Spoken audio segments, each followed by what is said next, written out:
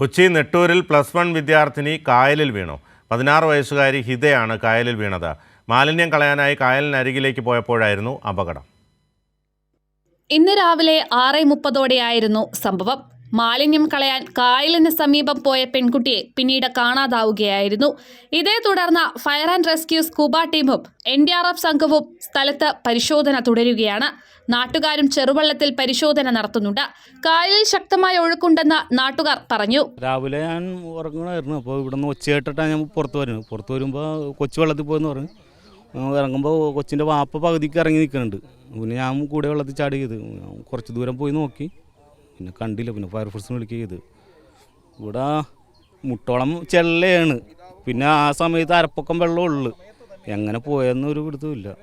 പക്ഷെ അടിവലിവുണ്ട് വെള്ളത്തിന്. പനങ്ങാട് സ്കൂളിലെ +1 വിദ്യാർത്ഥിനിയാണ് ഫിദ. നിലമ്പൂർ സ്വദേശികളായ ഫിറോസിന്റെയും മുംതാസിന്റെയും 3 മക്കളിൽ മൂത്ത മകളാണ് ഫിദ. കുടുംബം കഴിഞ്ഞ 1.5 മാസമായി നെട്ടൂരിൽ വാടകയ്ക്ക് താമസിച്ചു വരികയാണ്. കൈരളി ന്യൂസ്, കൊച്ചി.